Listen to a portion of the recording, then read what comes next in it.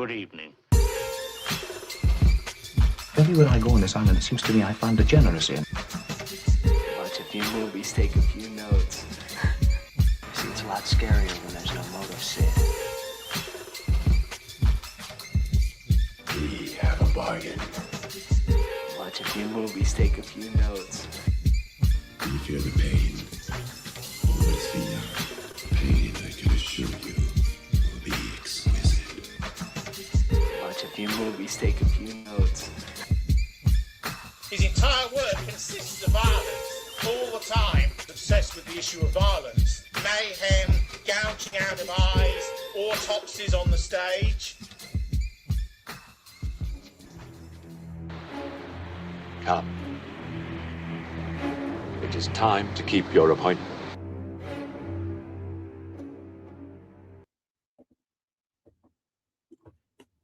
That's me for most of this movie.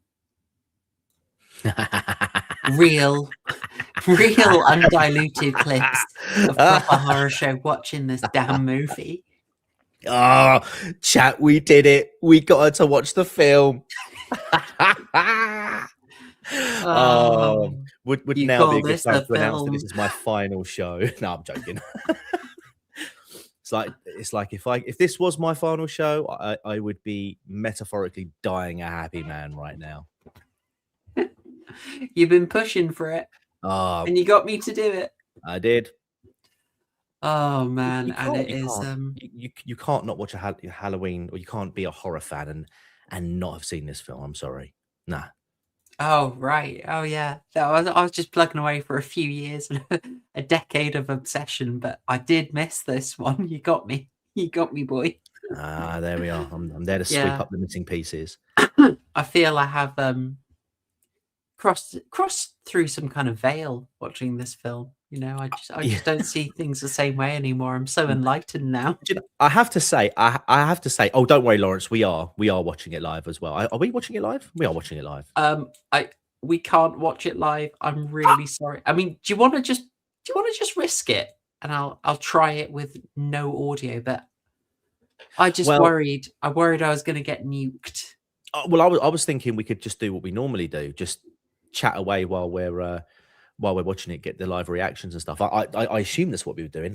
I'm all set up. I'm ready to go. Should we just do that? Yeah. Let's do it. All right. I will say, I do think that the avatars that we've chosen this evening are so on point. Let's show them off to people.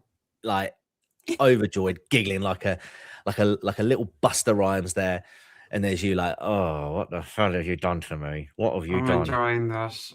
I'll show you. You know what? I will give it a go. Tell you what, I will get my copy up.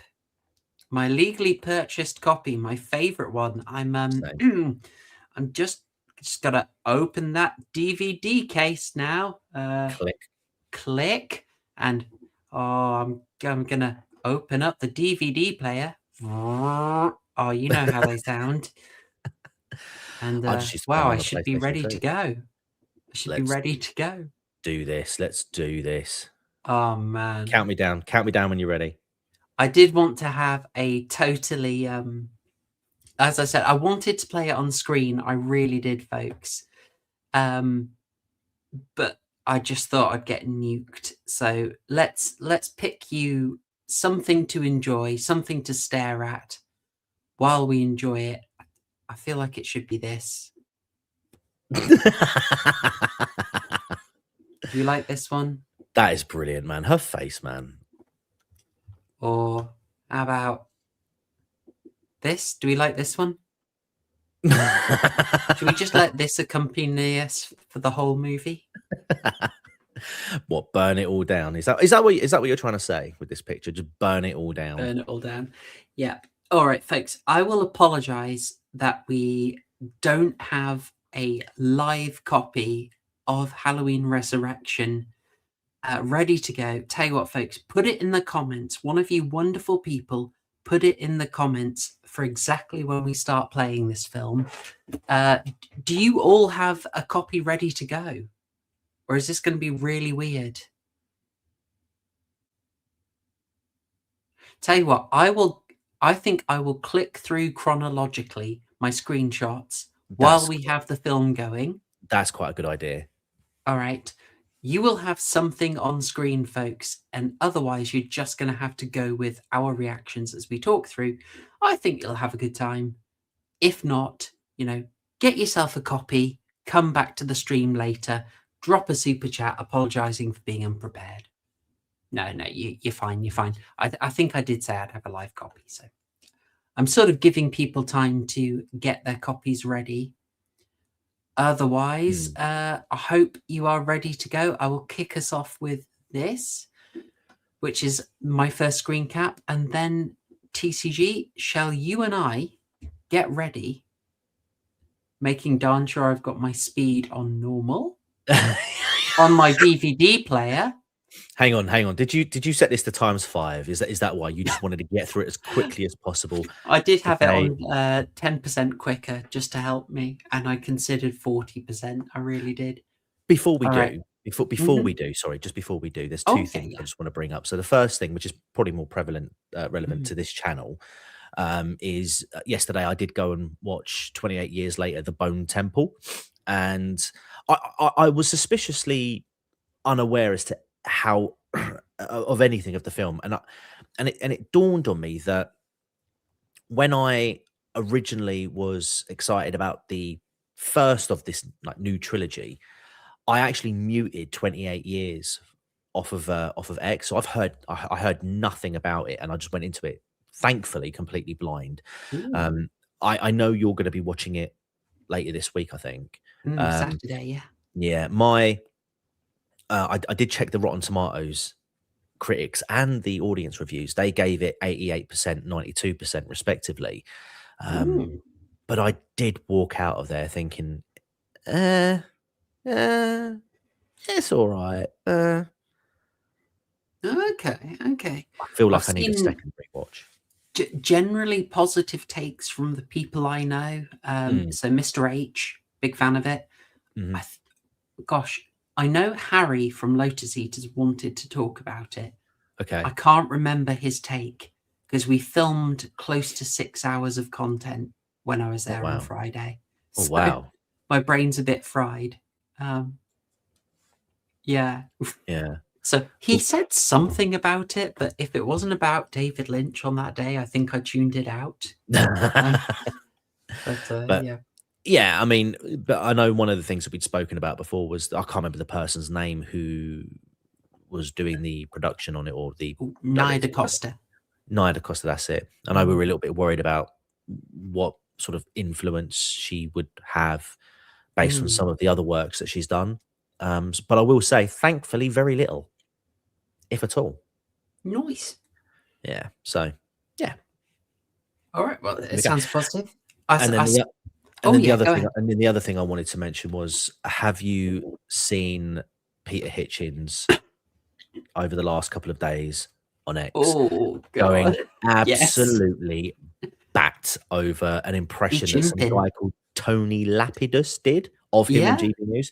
The only reason why I bring this up is because there was a far superior impression done on this very, very channel. There was indeed.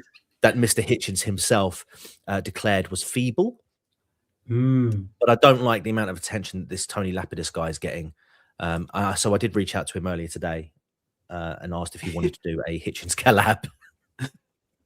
Hitchens on Hitchens. Yeah.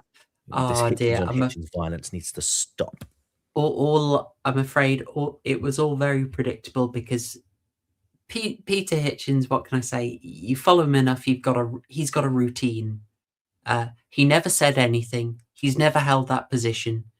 He doesn't sound like that, and no one listened to him. Yeah, exactly. He holds no positions whatsoever. If you try and sum him up, he never said it. Well, it's like you've never watched or listened to a bloody thing I've ever said before in my life. It was. I'm very impressed that you've been paying attention to things that I have not been saying, rather than the things that I have. Yeah, pretty much. And you just can't. He just won't have a conversation that he doesn't want to have. If he doesn't want to answer a question, he'll just attack your grammar or make a silly joke. Or after attacking you with an insult, he'll complain that you insulted him. So why should he treat? we remember all this from when he was having a confrontation with the Lotus Eaters. Oh yeah. And he's got a sort of set number of, I don't know, if he's like a Mortal Kombat character, he's got a set number of moves, and you see him sort of cycle through them. Forward punch. Yeah, except it's like dodge. I never said that. Yeah, dodge, block. I'm very good at using the dodge button and the block button. Yeah, it's nothing but dodges, come to think of it. I love this from Lawrence. He has the easiest job in. Hang on, I'm going to say it like him. I have the easiest job in the world. Twice per year, I get paid to write about the clocks changing and how we should be actually stopping that from happening. I love it as well. He was a fully index searchable blog. Don't watch the Lucy Letby documentary on Netflix. I've watched it twice, but don't watch it at all. Oh, just read my blog in the Daily Mail about it. Literally. Amazing. I missed that. Don't form your own opinion. I watched it twice. I can definitely tell you what it was about. Lawrence is right, though. There's, this is, how can I say, folks? This is affectionate criticism. Peter Hitchens has some of the best writing on things that you can buy. Very, very informative. Indeed. But you will hit a brick wall with him, at which he will refuse to go any further. And obvious, how can I say, obvious logical follow-throughs from his positions. If you try and take him there, it's like trying to, I don't know, oil wrestle a bull. Yeah. You can't do it. And yes, he does indeed have like 10. I think AA said he has like 10 topics that he cycles through. I do love it though. If he has no interest in speaking with you, he will just make it very, very clear each time. Case in point, Lotus Eaters. when Carl Benjamin was trying to interact with him, the first thing he did was bring up the old articles. Yeah. The smear campaign when he was trying to UKIP it into European Parliament. Yeah, like, oh my lord! But that's the thing, though. He never says just like, no, I don't want to associate with you, Lotus Eaters. He just always found a reason not to do it, like they weren't worthy of him. Like, well, I would have a conversation with you, but you made this horrible comment 6 years ago. So no. What about Dan?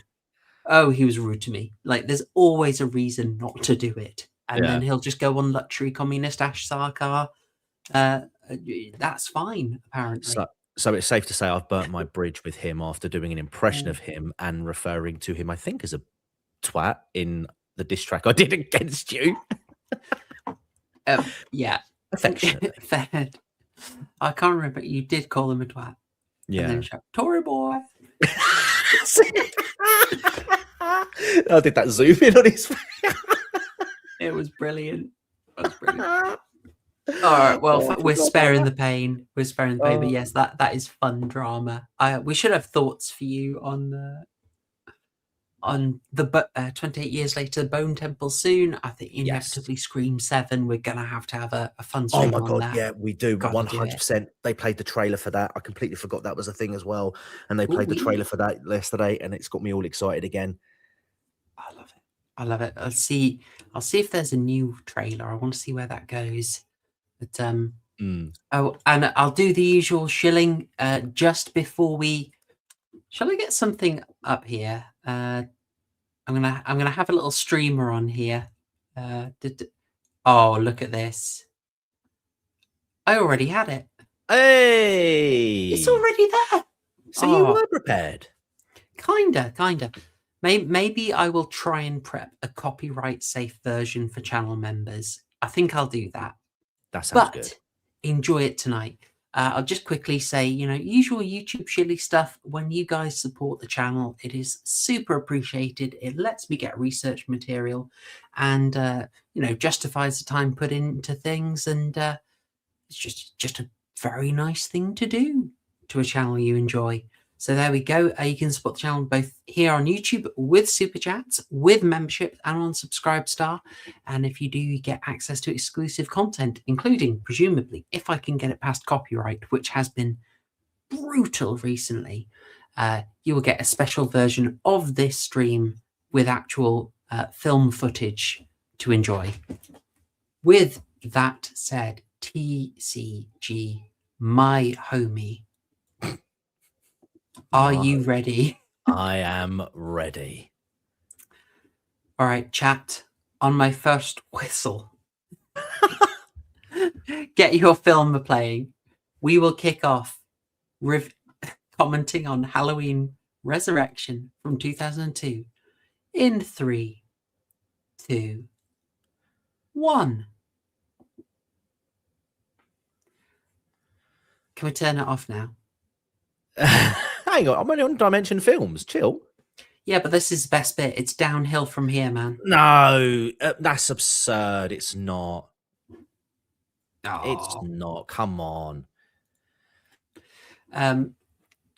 If you want a bit of a fun joke here, this is meant to be a selling point, that this is one of the few instances in the Halloween series where they play the Halloween music instantly and just sort of go into it. Titles, Halloween music, go. Very rare.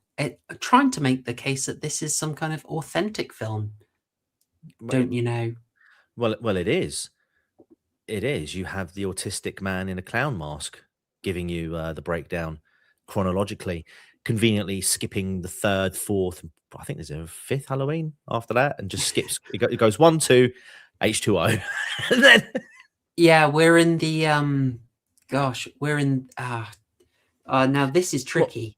We're in the second either the first or second reboot, depending on how you interpret Halloween 4. Okay, Because some consider that a reboot. Okay. I mean, yeah, I don't know. I wouldn't know myself, but I mean, if it brings you any sense of comfort, I mean, technically, this is the equivalent of the Star Wars expanded universe, like that's now defunct because of the stupid trilogy of films that came out. Oh yeah, I forgot to mention this is a Weinstein production. Oh yeah, well, if you saw, I've got Dimension Films released on there. You know, they're not Platinum Dunes, but they are. No. You know, they are the Miramax horror subsidiary. So, Yep. Wonderful films such as Scream came out through Dimension, and also many other films. I still know what you did last summer, I recall. Yes. Now, if hopefully when you're watching this, you've just seen Story by Larry Brand come on the scene. Standing in the place of the wonderful screen creator Kevin Williamson. And you're just looking through a peephole at a little bit of a Josh Hartnett crumpled picture. Oh yeah, I didn't notice that. Yeah. My copy of my photo of Josh Hartnett's quite crumpled as well. It's not in a great state these days. Oh God. What? For different reasons, I assume. Purely professional. Now, this is the face of contractual obligation. I bet they had her some lines to do, and she's just like, no. I'm going to sit here. I am too good for this crap. well, you started it now, so yeah. She literally she did not want to do it. She was contractually obligated to do it, and I think you can tell. Wait, is that the actual case? She didn't want to do it for real? No, she did not want to do it at all. There was a lot of nonsense from the producers about, she's excited to do it. She, 10 or more years later, she's able to just say, yeah, no. Wow. I was forced to do it on contract. No way. Well, so, okay. So what? By the way, this Black Orderly, CCH Pound Shop. Sorry, she looks like a cheap version of CCH Pounder. And when I was watching this, I thought CCH Pound Shop. Yeah. What do you think of the explanation, the workaround for getting good old Mikey back into the fold? You know what? I could tie myself in knots over this because, the idea behind Halloween H20 if anyone hasn't seen it, it was meant to be a sort of really final end it all. Halloween is over. A proper vindication of Laurie Strode's struggles. And, I actually think it's one of the best in the series. But it ends with her decapitating Michael, and that's got to be like absolutely final. Right, he's done. The head is off. But then it made a load of money, and they decided, no, he's got to make it back. So how the heck do we get out of this? But there is kind of a weird thing there, TCG, because we've seen him shot, stabbed over and over, pushed down a well. It's like, I mean, is that much less? I'm just saying, the dude has had more than enough stabbing and killing. Like, could he? Why is decapitation over the line? What do you think? I don't. I thought it was kind of clever because they kind of because they give more of a. It's more of a natural kind of quote resurrection, if you will, as opposed to sort of like a more supernatural element. And it also creates the impression that Michael is actually a more forward planning character than just this sort of mindless killing machine as he is in the previous film. So I think it kind of adds a little extra depth to him. So yeah, this gets points for that. I'm going to defend this film. I will say, how dare you? It's terrible, but I will defend it where I can. Oh, there he is. Throwback. Absolutely. When we saw the Raggedy Ann full of meds, I thought they were going to be used. It wasn't just never. Tell you what, I will stand up for this as well. There is a little bit of effort to suggest that Laurie's suicidal, because she goes up to the roof all the time. We find out she's been preparing for it. I'll give you a point for that.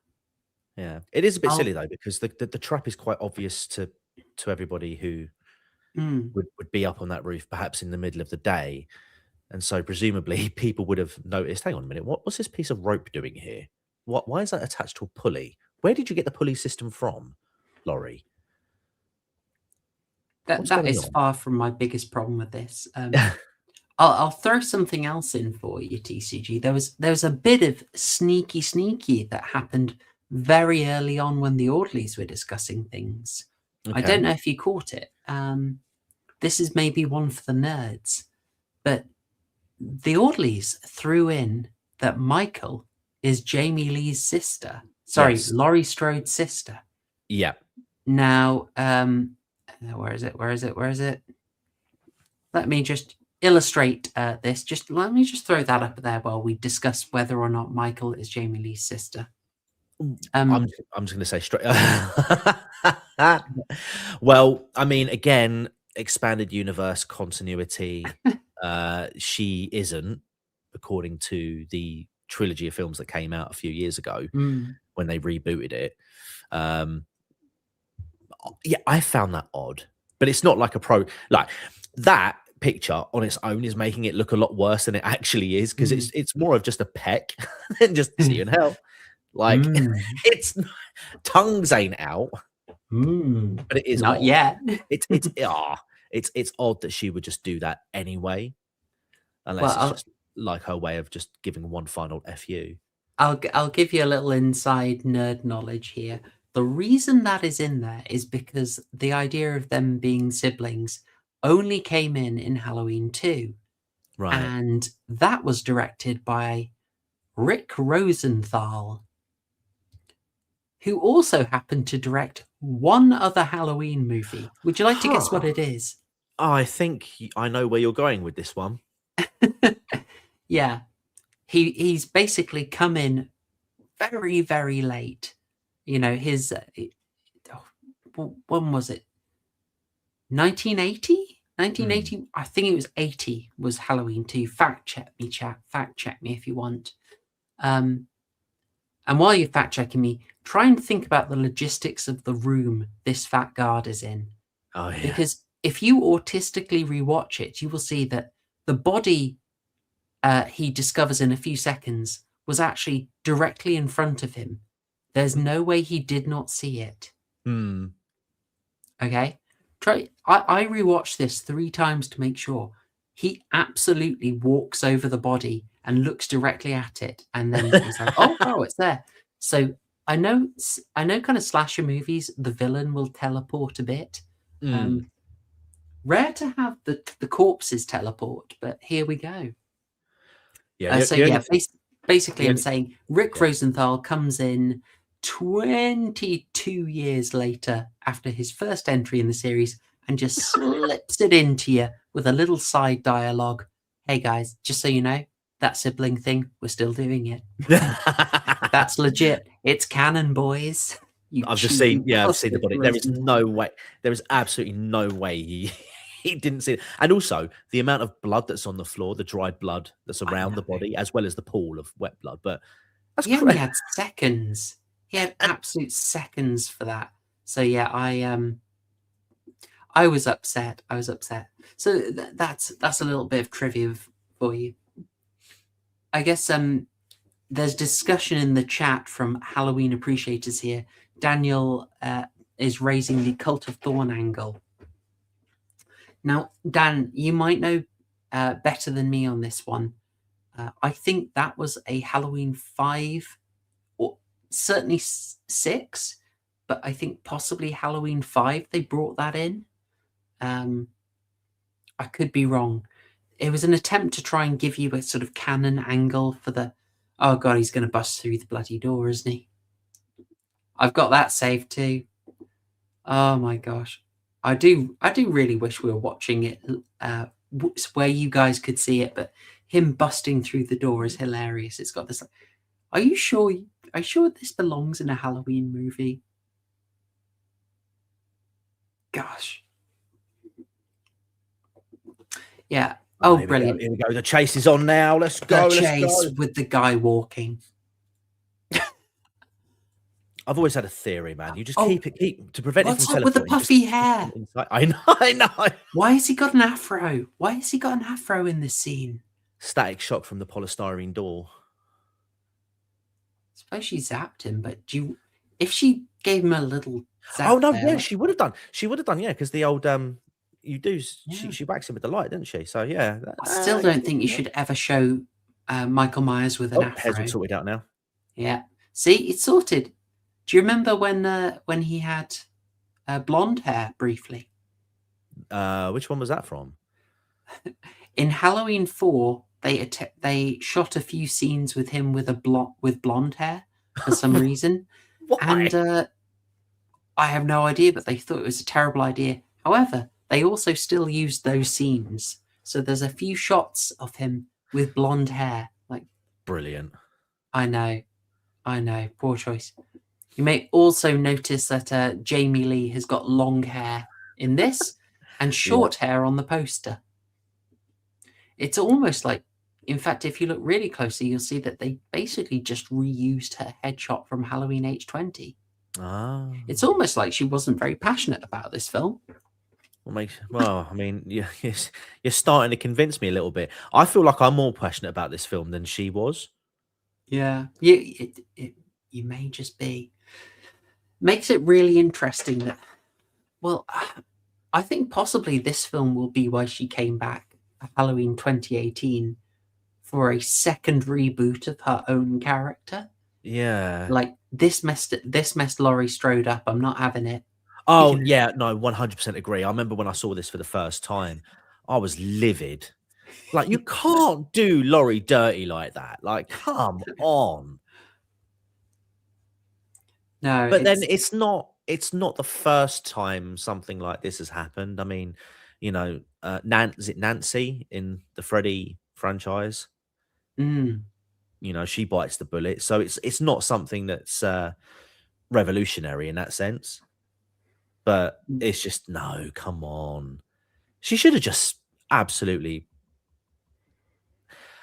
She could have done what like Neve Campbell did, and just like not really do much in one of the films.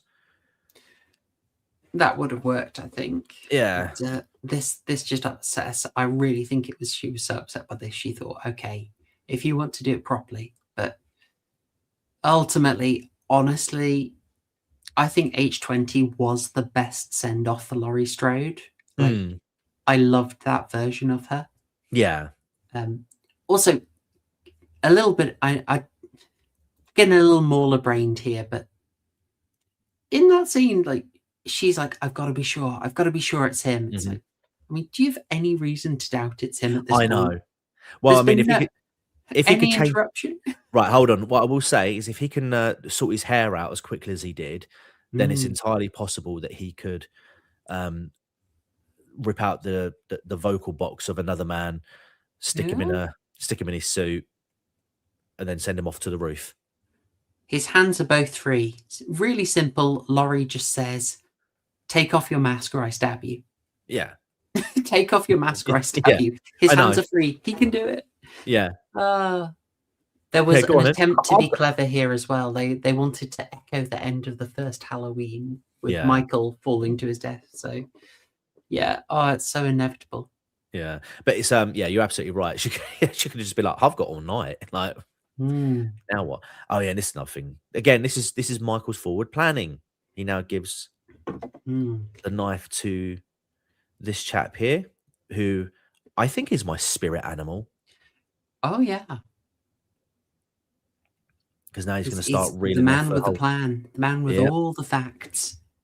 Yeah, see, like I mean, again, like just the forward planning side of it. It's just, and again, it just sort of shows that he is sort of select. I mean, I suppose the first film did that, didn't it? Really, when that little boy bumps into him, and Michael doesn't do anything, but you know, he could have easily just killed this guy. Because why would he care? Why would he care? Like, you know, the clown guy made me chimp. Why? Why? Well, he goes through, and now I didn't rewind and check this autistically, so if I'm wrong, I apologize. But he goes around talking about, is it John Wayne Gacy, and says he took about 35 bodies. Oh, also, hey, Stark Terror, good to see you, man. Nice to see you catch a stream. If I didn't say hi to all the regulars, hello, folks, hello. Right, so our guy, your spirit animal, goes through. He's talking about John Wayne Gacy. Says he's got a body count of about 35. Yeah, you know, basically Tom Harwood at a Tory conference sort of levels. And there's our title rock. By the way, there's our director. There's Rick Rosenthal as a professor, fount of all knowledge. The absolute balls of this film to put the cack intro it just gave us and then start quoting Jung. Absolutely. By the way, Chris Chan in the audience, even Chris Chan isn't safe. Some say this is what turned him. Sorry, right. Back to John Wayne Gacy. He says John Wayne Gacy's got about 35 bodies, right? Yeah. And then within seconds of that, maybe a minute, he goes to describing Michael as one of America's bloodiest serial killer or something. Mm-hmm. Now, canonically in this film, he's got less than 20 bodies. Yeah. Also, I'm pretty sure they filmed Fright Night in this school set. Okay. I have not Googled it. If anyone wants to do a quick check on that, I would be reasonably sure that they filmed Fright Night because I recognize that angle. Or it's super common. If anyone wants to give that a Google, I ran out of time. Hang on, she just ran off ahead. Katie Sackhoff's character just ran off ahead of her and then was instantly next to her again. She's Michael Myers. Oh, where's hang on, I've got to get this up for her. There we go. Rudy, the chef. What did you make of his food-related puns during his standoff with Michael? My brain had rotted by that point. I was in hell. I was watching that and I just thought of you like, oh my God, like how one-dimensional is this guy? You're going to fucking hate him. You got to get some more protein, Michael. Pow!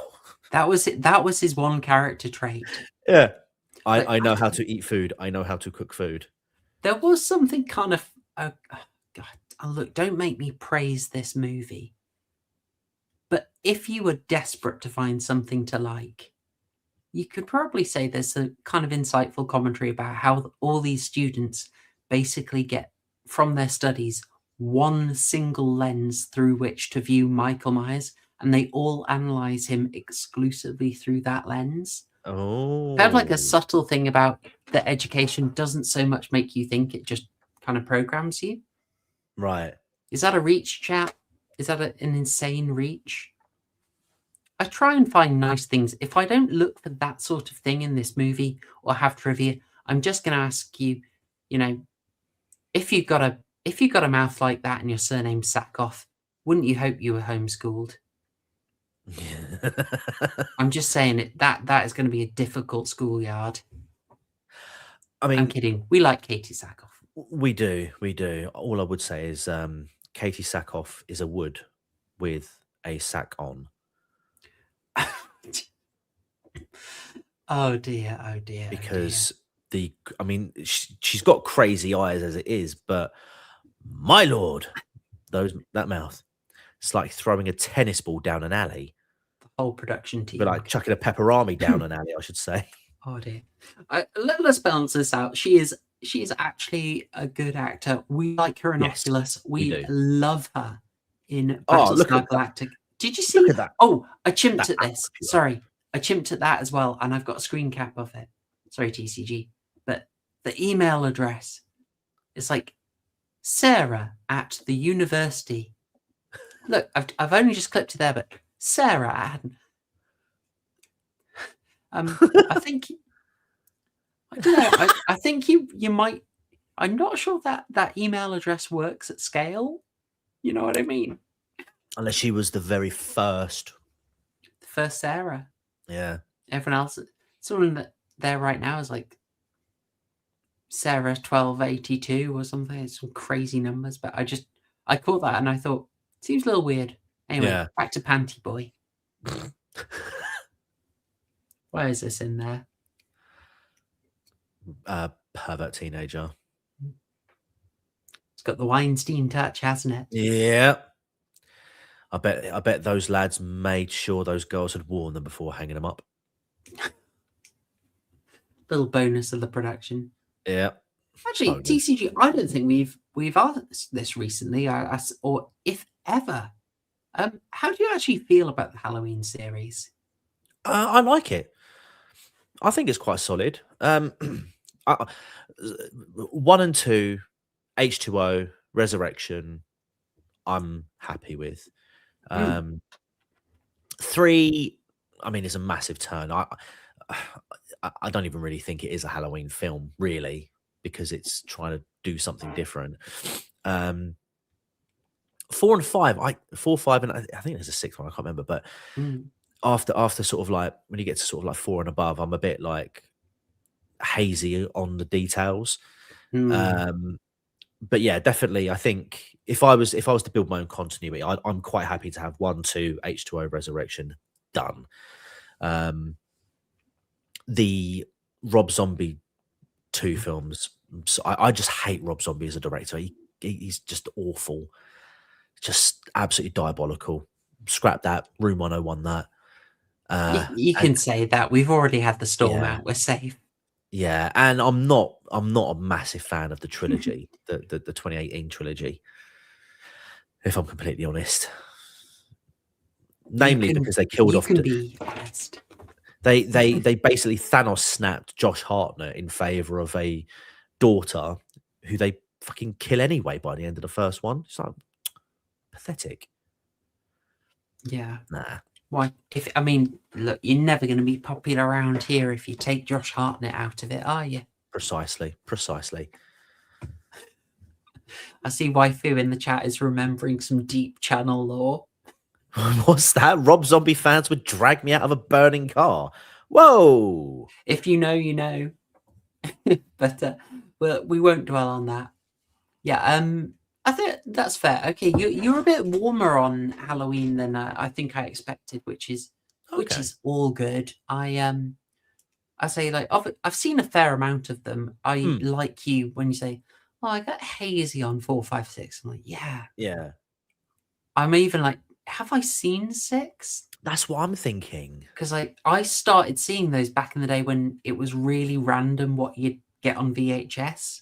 Right. And so I think I saw 5 way before I saw anything else, actually, which was Okay. weird. So Bloody I've hell. got very hazy memories of it, and I should probably do a proper rewatch. But I've got to be honest, like the series never grabbed me the way others did.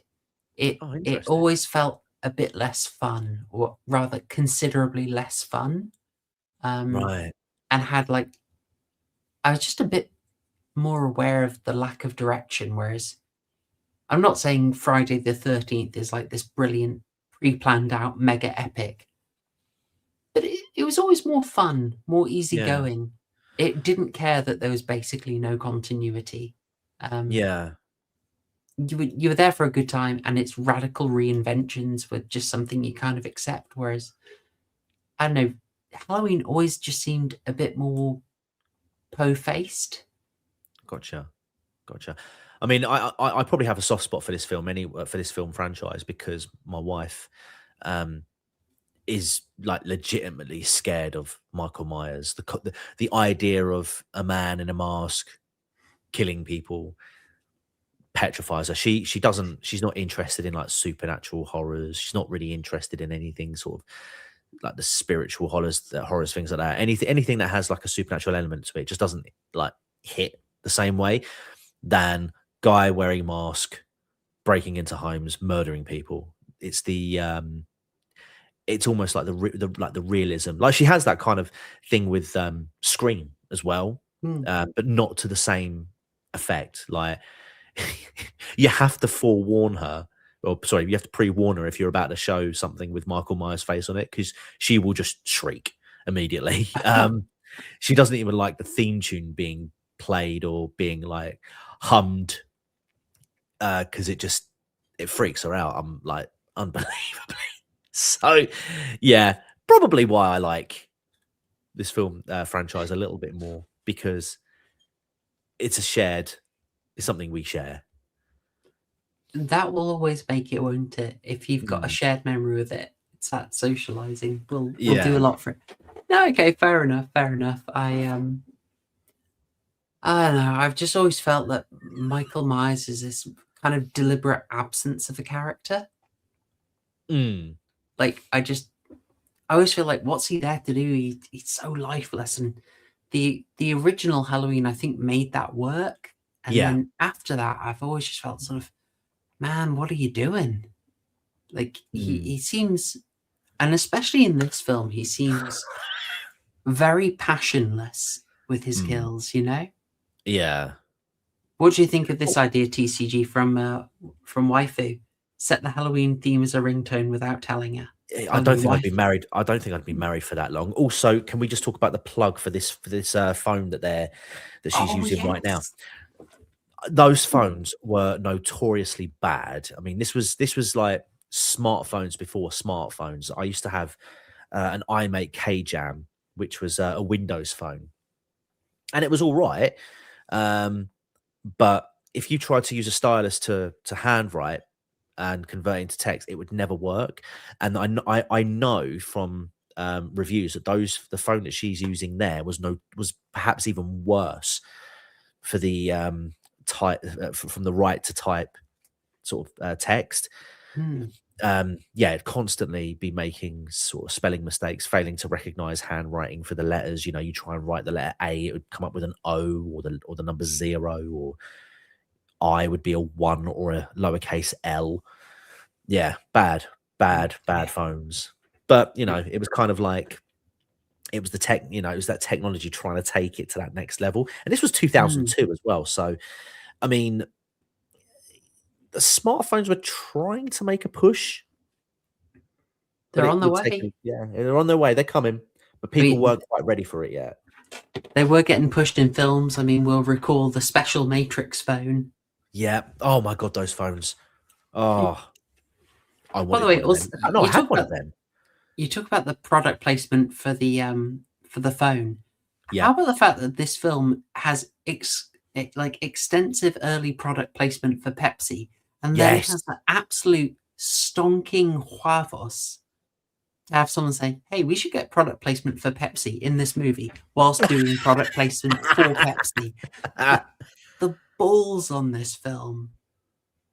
Oh, they have cojones. They have cojones. Yeah. You know what kind of surprised me was that Busta Rhymes, Tyra Banks in this movie, I Yep. groaned. Did They're you? all right. They're fine. They're actually okay. Busta Tyra Banks. Rhymes. Tyra Busta Banks. Rhymes comes into this with confidence. Mm. He knows what he's doing. He's okay. Look, the plot is garbage, but Busta Rhymes is far from the worst thing in this. I look back and he's actually done a fair bit of acting. I mean, most of his IMDb is his music videos, unsurprisingly, which makes it a bit hard to see. Yeah. But he had starred in Shaft alongside Christian Bale and Samuel L. Jackson. I don't know Oh, if you knew did that. he? Yeah. Yeah, I tried to get an image from it, but I googled Busta Rhymes Shaft. Oh dear. Oh dear, dear. Bargain for. Well, what's the meme? Worst mistake of my life. etc. What's up? And I did wonder about this tripod with the massive spear sticking out of it. Oh yeah. You're thinking a tribute. A tribute? No, I'm thinking like logistically. Like, why would it have a massive spear sticking out of it? I could understand it for an outdoor shoot if you need to stick it in the ground, but they weren't doing it. I mostly thought like, okay, we've established Tyra Banks's character Nora is watching all the screens and can see everything. Yeah, she will die at some point. We do not see her die in this movie. I know. I was livid at that. But like, at what point does she die? Because there's no way she doesn't see Michael moving around at some point. Come on. Yeah, come on. No. Yeah. But then she might, but in her defense, she might mistake it as Freddy, as in Busta Rhymes' character, because you do see him in the suit, don't you? And he's the one who goes. He's the one who literally tells Michael, which, by the way, I think is a hilarious scene. Michael just getting chastised like a little child, and he basically goes, "Yep, go see Nora. That's where she is. You need to go right there. That's where this person is. Go and find her." And you're like, "Oh." So it must be between that and then when he turns up at the is it underground? I think it is. I am tempted to give you that TCG, but nah. I'm not having that. Like her. All right, I'll let the film. We deserve to have seen the death. I will say that we deserve to have seen that. I mean, I don't know if it's a deleted scene or not, but it is a deleted scene. Yeah, I figured it would be. I'm sure I've seen it. I'm sure I've seen it before. Like a director's cut. I must have seen a director's cut version of this because when I was watching this, I was like, "Where the hell is her death scene?" Because I'm sure she like puts up a fight. But yeah, I was fuming that wasn't there. I think it is a massive cheat. Like that. Yeah. She's got to know. She's got to be able to watch it.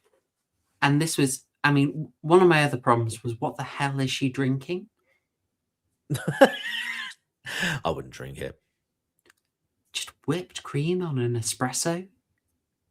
You animal. I'm sorry, I'm not having it. I'm not having it. I just got obsessed with that detail while she was dancing. Like, what kind of sick monster puts whipped cream directly on an espresso? I'll be honest, Horrorshow, I was not looking at the espresso with whipped cream in that moment. Shameful.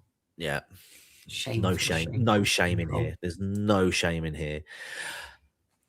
My face when you said that, TCG. My face when I saw that. Proper Horrorshow. Yeah. Someone in chat had a really good comment. This might make for an odd commentary, folks. Remember, we are doing a commentary here. We are currently at 33 minutes and 47 seconds in the film. In sync. Nailed it. Now, Daniel's come in with something quite interesting that I was thinking of this. So, Dan, I hope you don't mind me stealing a comment. But he's written, I think it's hyper-awareness of how the sausage is made. Almost the direct opposite of generic branding to avoid giving free advertising in older films and shows. Now, what interested me was the hyper awareness of how the sausage is made, because the film kind of does that. I mean, if you wanted to go desperately out of your way to give this film some clever points, you could point out that in setting up a thing with a kind of artificial reality set in the Myers house, going back to mine it, putting new stuff in, the show, Dangertainment, is doing what this film is doing. In fact, you even have like an obviously fake Michael Myers put in. Now, confronted by the real Michael Myers, but still, it's almost meta commentary that they're kind of saying, yeah, we're kind of just going back to this, property, whether, residential or intellectual, and we're going to kind of tart it up and give it a fresh coat, but really we're kind of grave digging. There's almost meta commentary there. Yeah, no, it's fair. It's fair. I thought it was quite interesting because I mean, this film would have come out around the time that like Big Brother was perhaps at its height in terms of popularity. Because I think it came out. I think the first season over here, in particular, I think it must have been the turn of the millennium. It might have even been 2000 actually. I think it may have been slightly, around 2000, I think, yeah. So that sort of reality TV was kind of popping off, and coupled with the fact that the internet was starting to sort of become more popular in the sort of the cultural zeitgeist, if that's the right word for it, because we were able to do things like, for those who probably don't remember or didn't watch it back in the day, but when Big Brother first came out over here in the UK, I don't know what it was like in other countries, but you'd have like E4, for example, one of the TV channels was dedicated to it like 24/7. But not only that, but Big Brother had the Big Brother website on Channel 4. You could go in and you essentially could just pick and choose what cameras to watch and look at any point in time, which is very much like what you're seeing here in this show, where you've got that Decker guy who's essentially helping save the characters in the house by being able to control the what he's seeing, what he's viewing, which you could do at that time. You can't do it now, which is a shame, but you could do it back in the day. Absolutely. It's how we saw the infamous the BJ for PJ video bit on Big Brother. Oh no, I thought you were going to mention a certain wine bottle incident. I don't remember. I don't know about that, and I don't care to know. But no, okay. It's a funny story because actually my mate's cousin at the time had decided to do a runner, so his mum and sister were out looking for her. Me and my mate were sitting there just like at like 2:00 in the morning watching Big Brother, and we're sort of skipping through. And what was her name? What was her name? The one who died. Oh, Jade Goody. Jade Goody, yeah, it was Jade. She was in bed with this guy called PJ, and then all of a sudden you saw her go under the sheets. And me and my mate, like 40, 50, were like, hold on a minute, what's going on here? She's done.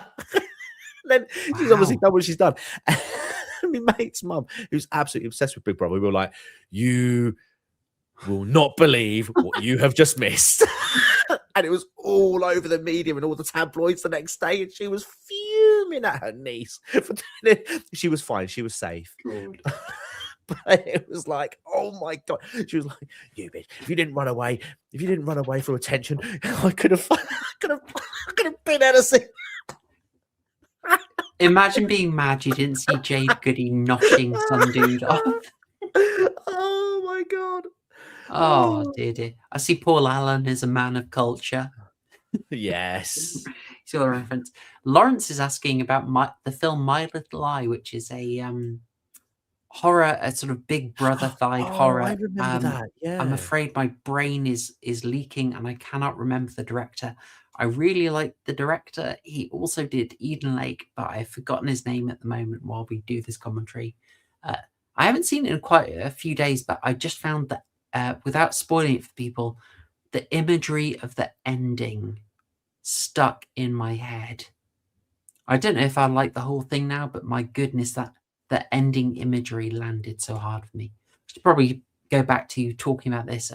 Yeah, TCG, you're super right. This is on the Big Brother theme, which was the style at the time. But would it surprise you to know that this was originally nothing to do with Halloween whatsoever? Really? Yes, we are looking at a case of I don't know what we'd call it, but a film that was retrofitted to go into a franchise. Doom. Many such cases. Doom. I'm telling you, if You Doom reckon? wasn't called Doom, it would be a much more appreciated film than what it actually is. I'm absolutely convinced Doom was the rejected script of another film, and they just went, "Yeah, go on, we'll just stick some video game references on top of it." That'll do. I'm absolutely convinced.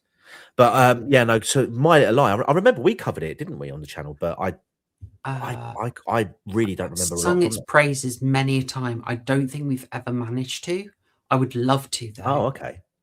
I know I've definitely seen it, did but Eden years Lake. ago. Yeah. Oh, yeah, we did. Yeah. But yeah, we did Eden Glorious Lake. times. Yeah. So a couple of other films, if anyone is interested, that were also retrofitted. There are some famous cases. A lot of the later Hellraiser sequels were just random horror scripts that someone said, "Okay, you can make this, but put Pinhead in, put him in for at least one scene, and we'll make it a Hellraiser movie." Some Saw 2 also was retrofitted. Wait, I'm gonna have to stop you. I need to focus. Something really interesting is about to happen. Right? Yeah. Also, how funny is it? You've got this guy who. Oh God, that face! Completely typecast. I know. Oh, hang on. Just so people can enjoy. Where are they? Oh, I saved them. But this dude, man, he's just that guy from American Pie. Oh, there we go. So we've seen this now. Why have I shown you these TCG? Why have I made sure that everyone can see these? Why? Because those aren't. They aren't. Well, you've not seen them on Katie Sackhoff because those aren't her boobs. Boo! Indeed, those are counterfeit boobs. They are smuggled in. Yes, Sorry, I'm just gonna have to shoot off for a moment. Entertain the chat. I've just got to quickly go. No worries. Chat. I'll just let you know at this point that as with the Wicker Man, because the main actress did not want to show that much of herself, the producers, such as Bob and Harvey Weinstein, said, "No problem, girl." I'm not doing the accent, obviously. I want to keep my channel. No problem. And then while she was offset, they brought in a stunt double. Who doesn't exactly have the figure of Katie Sackhoff, so it's like, yeah. And the fact you don't see the face, it does make it quite obvious when you're told, but I just thought you'd appreciate knowing that, chat. Do you want me to take that away now? Do you want me to? You don't want the boobs anymore, do you, chat? No, we'll get rid of those boobs. Anyway.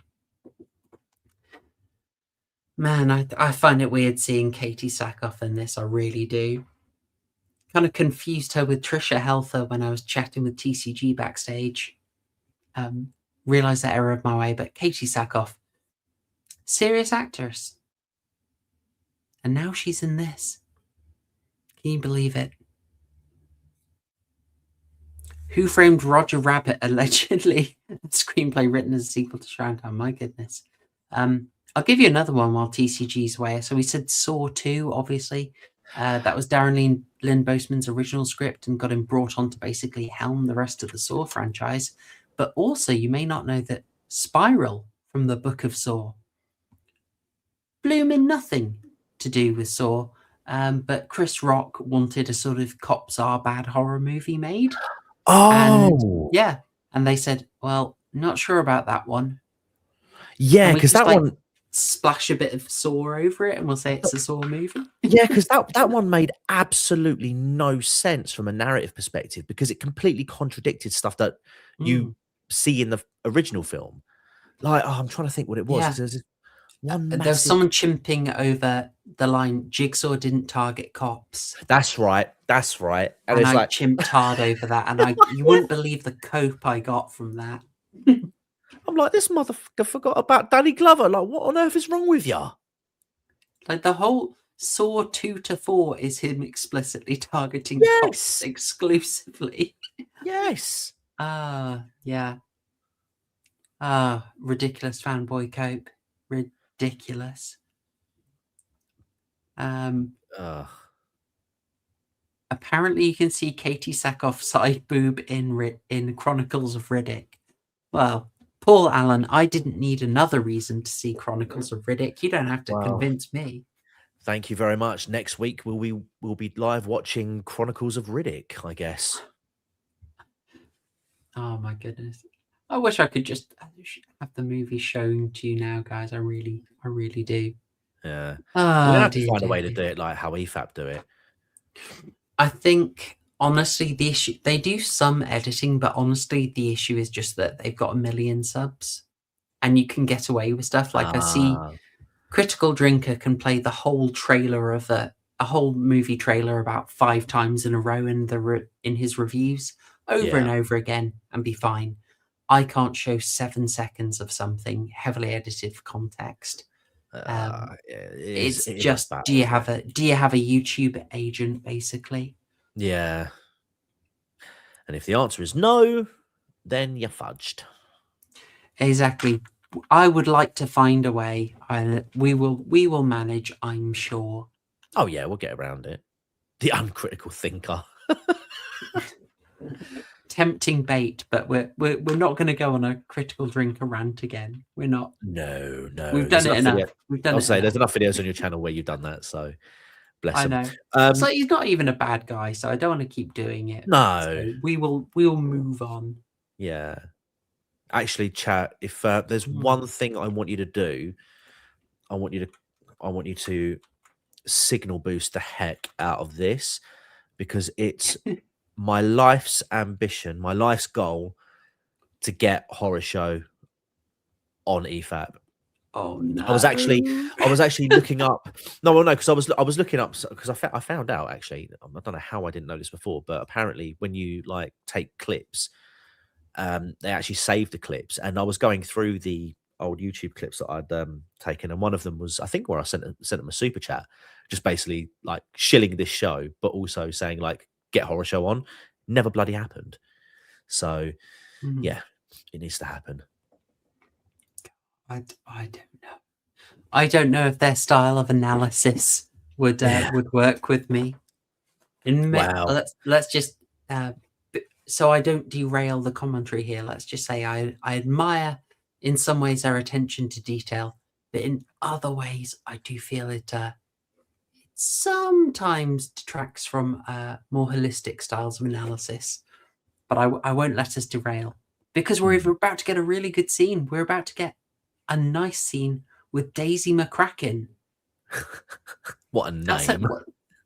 Yeah, I think we probably know her brother Phil a bit better. I wanted to ask you about this subplot. What on earth do you think of it? Like these two characters, Daisy McCracken and the dude, they're kind of like totally isolated from the other people in the film, and they just do their own thing. That's true, actually. They do. Yeah, that's a good point. It's so weird. It feels like they were almost like added in through reshoots alone. That'd be brilliant if that was actually the case. I'd love to know.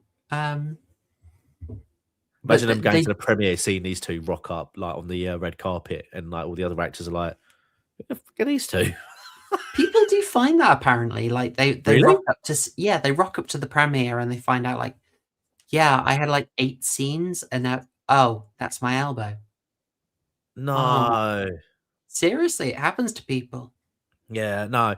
I mean, well, actually, thinking about it, like a lot of the Marvel films now are shot like in front of like blue screens, green screens. So a lot of the actors nowadays don't actually do the scenes together. I think there's a lot of talk because Avengers Doomsday, I think, comes out later this year, and I think Alan Cummins was talking about it because he plays Nightcrawler, and I think he was saying he did a lot of scenes, but without the other actors present, which is really weird. It's a really weird way. It's a really weird way to make a movie, but then for the bucks he's getting, Oh, I'm sure he won't I mind, could but I could stand it. yeah. I find it really interesting that they have so many kind of like chud characters in this. Yeah. It was the early 2000s. It was all about it. Also, I will say I do like how this party that Decca's at, like, just gradually gets more and more populated with people coming to watch the live stream as opposed to actually partying. It's kind of like it's quite relatable nowadays. I think most Yeah. people would be like, you'd be especially like a normal a normie party, and then you'll have that one dude who'll be like, oh my god, Penguin Zero uploaded a new video, and everyone just sort of stops to watch that quickly just so they can gossip about it afterwards. Sorry, I got distracted wondering who the blonde guy, what his costume was. So, are you saying that's a thing that actually happens? Or Well, it would be the equivalent of? It would be the equivalent of, I think. Oh, thank goodness. Yeah, That'd sorry, be yeah, no, depressing if actually, people did that. I wouldn't be surprised though. It's just like less people are going out nowadays, and actually socializing and spending more time in front of a PC screen. I just feel like this is well ahead of its time, because this was still, these sorts of films at this sort of time, again with the internet sort of popping off, yada yada yada, it very much treated nerd culture as something to be laughed at, scoffed at, and nowadays it's almost the inverse. The nerds won. The nerds won. They did indeed. And it wasn't even a Pyrrhic victory. It was total domination. They have absolutely consumed the culture and regurgitating it in its own form, which is admirable. Pyrrhic coming at what cost? At what cost? Yeah. They're also socially. I know. What hang on, what is this though? I mean, she's saying like there are no candles here, and then she happily leaves a candle there so she can fake taxi her way on across. Is that what it's called? I think so. She's gonna do the old Jade Goody on him, like right there. Yep. I will say I was surprised that it was her who displayed the talent. I see. I'm surprised, but not ungrateful. Yeah. Like, I literally only know her from one other thing, which is that episode of Angel, where rather unfortunately she plays the how can I say, survivor of child-based non-fun times. Oh, which puts a slight dampener on this scene via association, but bloody hell, that's quite deep for Angel. That's quite a deep subject. It's pretty dark. They wanted Angel very dark initially in the early seasons, but the network kind of protested. The most obvious example of that is I think it's episode 2, Lonely Hearts. They had to really, really edit that down and cut that down and rewrite it so it was a bit more network friendly. Oh wow! Yeah, I didn't know that. Now, how on earth does this kind of meta angle? They're looking at the horror prop, but the horror prop is fake, and then they're saying, "Oh, made in Taiwan, it's kind of cheap." It's like, this movie is kind of cheap. Yeah. Just this weird. Now, Kevin Williamson wrote the preceding film, so with him, I expect a meta element, but I just can't read it with this one. I don't know for certain. Yeah. However, I'm very glad that Daisy McCracken got her was in Daisy that McCracken scene. now. She's got a McCracken set. I'm not exactly raising the bar on this one, am I, TCG? But there's autistic-looking redhead girls. Yeah, I know, it's a good vibe. And you notice the subtle coding. She is the feminist student. Yep. But who does she want to get with? The chud. Yeah. Dr. Prepper's gone in with a wood. Yeah, now is your chance to vote. She'll stay on screen for a while, don't worry. What does she say when he says, "Oh, say something smart to me"? Essence precedes existence, something like that. God, I'll be like, I said smart. I love this scene. Oh, this is the bit where Busta Rhymes absolutely chastising who he thinks is Charlie. I think he says his name is. Yeah, he thinks it's the camera guy, That's it. Charlie. Yeah. That's yeah, I've got a little bit of that there for people. Sorry, I didn't update the screen caps for a while just because we all appreciate a bit of Daisy McCracken. You're sitting looking at this, sir? God damn it. He is having a lot of fun there. A lot of fun. Right. We should also probably say this is the first appearance of Ken Laurie as Michael. Oh. Anyone is keeping track of who is Michael? I wasn't, but that's good to know. Skedaddle. Him skedaddling with them. He's just like, okay. He just walks off. Why? Right, Nora dies at this point. This is where Nora dies. Now that would make a lot of sense, but I'm also like, didn't see. But this film, she might have been face deep in her espresso whipped cream monstrosity. I'm just saying, no one tries to track down the camera guy. Oh, I don't know, man. Well, also now during the rant, hang on. During the rant, Freddie, aka Buster Bus, does say that they've been looking for his arse all day. So it's a tell, not show, but he does say it. Seems sneaky, man. This film, and we're getting a pretty good example of this here. We have it with Charlie, we have it with Nora, and we're gonna have it with the douchebag Chud, who nearly got lucky, and apparently he's like, I'm not gonna press this. Nah, that's fine. I cannot understand that motivation. That's very true, actually. Yeah, he doesn't follow it up, does he?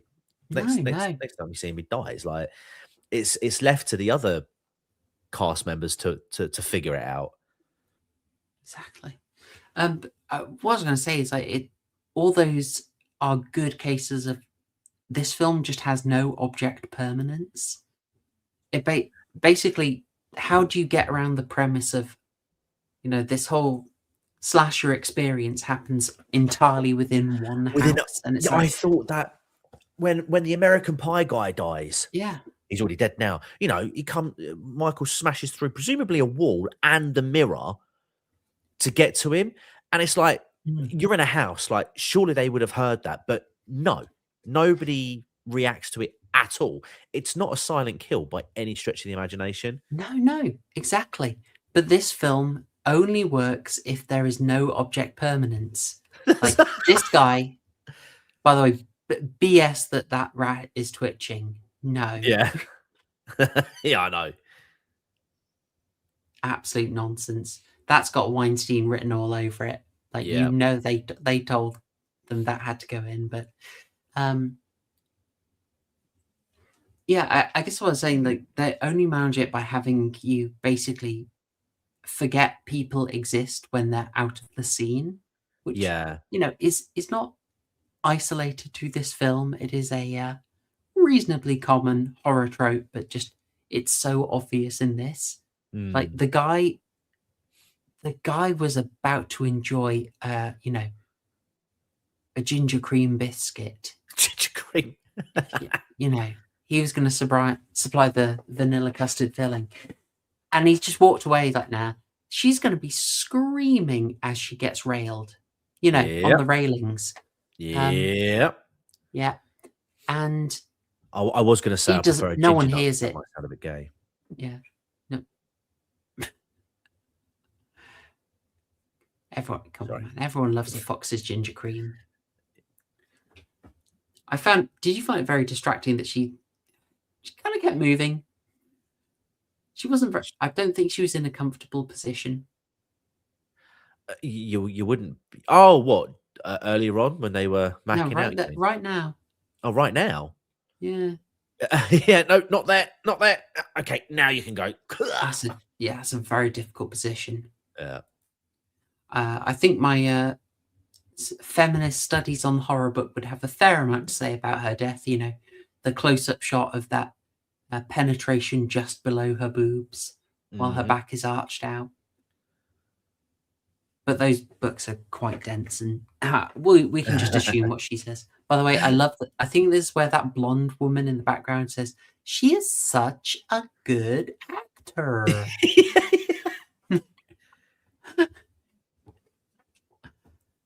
Oh, terrible, terrible.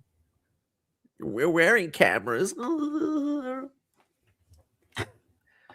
Yeah. Chat the chef dude and Cheeky McCheekface are getting high at the moment, and Chef Man goes, "It's good for you there's no cameras in here," and she's like laughing. We're wearing them. Yeah. How does Michael Myers get up from the basement, up through there, and then up the stairs and into that room, and no one sees him? Teleportation or secret walls. Secret walls. Has to be. Has to be. Yeah. I feel kind of weird that it's the ones who are high who act really serious suddenly. Like I would have. I mean, I'm not an expert in the illicit herb, but I thought it was the other way round, that they would be paranoid. You'd think that, wouldn't you? Or at the very least, hungry. Yeah, Lawrence, I did look earlier at Daisy McCracken's career. Very sad to say, yes, I noticed nothing had really happened in quite a while. Yeah. But, you know, she's got this and Angel. It's more than a lot of us get. Which is kind of ironic in a way, because they tell Katie Sackhoff's character that if she whips her baps out, her career will skyrocket. And Daisy McCracken whips her baps out, and nothing for the last 8 years, it sounds like. I know. It's all ogre. It's all ogre, I think. I've got this image up on screen. I've had it up for a while, just like the idea of Michael's cot. It's where Michael had supposedly been living for 20 years. I mean, these films are really not good at filling in what he does when he's not doing on a rampage. Yeah. But again, I've just got to ask: is this is apparently his actual sleeping place? Yeah. Is it less cheesy than the stuff that they kind of rigged up around the house as like the fake Michael Myers stuff? I'm just saying. I mean, one thing I sort of questioned to myself when I was watching this earlier was why is Michael doing all this now? Why is he going around murdering the crew and whatnot? Because presumably to set this up would have taken days to have arranged. So presumably Michael's just underground the entire time, watching them or overhearing them doing all this stuff, and thinks to himself, "Oh bloody hell! Can those kids stop banging, please?" Like he just puts up with it, and I kind of figured that Michael would be a bit defensive about the home, Yeah, as opposed to just waiting until like everything's all jerry rigged up with cameras and stuff to start going on it. Especially given the fact that at the beginning of the film, he seemed to be actively planning how to not be pinned for the murder of Laurie and the security guards. Now all of a sudden he doesn't care. I don't get it, man. He goes into hibernation. He does, yeah. And it's just this is a sort of problem I have. These when they try and be serious, it makes me wonder about the stuff more. Oh, we're about to get some absolutely gorgeous stuff here. Yep. Wonderful effects. I mean, if you weren't sure that you're in 2002, here we go. Oh, lovely stuff. It's brilliant. Oh, nice. CGI hole through the neck. Shiny. But could a kitchen knife do that? In one sweep? I don't know, man. I'm guessing it's your boy Michael's vaguely defined strength. Yeah. That's a good severed head. That It's looks not alright. bad. That's recognizably her. It's not bad. You know, if you want the meta angle, this scene that we just went through, is Buster Rhymes not the studio exec? The IRL studio exec saying to people, look, let's make a Halloween movie. No one cares. And we'll jazz it up a bit. Who gives a shit? Let's get money. Let's put some tits in there. We need Wes to get in. Get some tits in there. I'm just saying, this scene right here is the pitch for the movie. Basically. Yeah, I think someone said it earlier. It's like hyper reality, like meta. It's almost like sort of tongue in cheek in your face. Kind of, we know what we are, and we're not ashamed to be it. You know, to an extent, it is an actual like unironic hyper reality that, based on the original Halloween, Michael is just like a disturbed, void of a human. All this extra creepy stuff is a hyper reality, the hyper real, to make it more of an accessible narrative. Yeah. So it genuinely is a bit Baudrillardian. Sorry, I went on a theory cell rant. Go ahead. Go ahead. Right. No, we're on the one-on-one now. Here you go. Oh yeah. Try a little less protein in your diet. He's got skills though. Yeah. He just starts beating him with like cooking utensils. Like, there you go. Fresh, presumably fresh chili. Yeah. You know, I probably shouldn't take us down this route. So for reference, folks, all of this is satire. I'm saying satire and not giving any advice. But given that how almost any self-defense is banned in the UK, probably carrying around a few vials of like ultra hot chili powder to chuck in face is probably about the only thing you could use. But it would be a heck of a lot more effective than pepper spray. And reasonably legal. But I'm not a lawyer, and you probably shouldn't take my advice on that matter. She just gives you information to help you make an informed choice. I mean, I have a law degree, but this is not legal advice. So, this poor dude. Yeah, this is quite grim, man. The look on his, like the look of, it's like fear in it. Like, I'd say he's one of the better actors in this. Yeah. He goes into it like he doesn't have much to work with, but he's kind of fun, and his knife skills were actually pretty good. Yeah. Obviously, it's a bit of a callback to the original again. Yeah. Well, we got it earlier, didn't we? When I forgot to mention when she started spurging out in the wardrobe when she sees the Michael Myers mask. Oh, of course, yeah. And he comes in, rather than just opening it up like a normal person would, he punches through the wardrobe door. You're right. Yeah, sorry, that's a good one. How do you feel about so much of the film being on those like AIDS quality cameras? Like a lot of the footage is really quite bad. It is, but again, I think it's just a product of its time. Trying to, again, it's almost like this found footage, isn't it? It's like the next step from found footage. Really, this is what this film kind of is.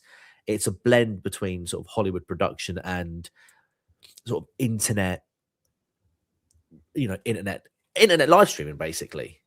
If anything, you could argue that the quality is too. Also, I have a problem with that text message coming through. I'll get to that in a second. But you would argue actually the quality of the cameras is probably better than what you actually got in 2002 when it came to live streaming. Why does the message come through letter by letter? That is a very good point. Yeah, messages never work like that. But to be fair, at least she isn't receiving them on an Excel spreadsheet. True. You know that.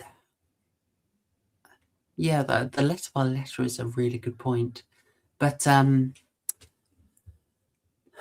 was going to say like the found footage is a really good comparison, but I kind of thought with that found footage usually stay in the same picture quality the whole time. So Yeah, you yeah, acclimatize, whereas this sort of goes back and forth yeah. between like mega. By the way, this bit I loved it. I've saved. Why have I got a screen cap here? Because she looks at and like, oh, there's a stabby maniac. Or, ooh, do I jump one Yeah. single floor? Do I like lower myself down and drop about 1.5 meters? Maybe 1 meter at most. That's too much, guys. Can't do it. Can't She do had it. so many opportunities to actually escape the actual house. I know. Drove me crazy. Also, this guy, she should have had her ankles slashed to bits. She should have bled out ages ago. Yeah. But it's very good, though. She's got instant The heal. party absolutely filled. Yeah, You know that's what I'm saying. what, Like, I'll give it to you. It doesn't hugely it doesn't hugely go anywhere, but it's quite a fun thing that it keeps filling up. Although my only complaint, his friend didn't go all the way with his Jules costume. I'm just saying. You got to commit to the bit. Lawrence rightly calling out my enjoyment of oddity, but I'm gonna. It's not hypocrisy when I do it, Lawrence. But yes, that is a good catch. Lawrence is also correct on the legal detail that if you carry the chili for self-defense purposes, it would be a problem. But however, Lawrence, I would simply be knowing that I needed it for a recipe tonight, and I'd probably just picked it up or left it in there. yeah. So, and while being attacked, you accidentally tripped over and it spilt everywhere. Namely, yeah, over exactly. the attacker's eyes. Exactly. I mean, it's just one of those things, isn't it? I mean, they know the risks when they're going stabby, attacky. So we have to live with those consequences. Especially nowadays, we can't defend ourselves, so we have to.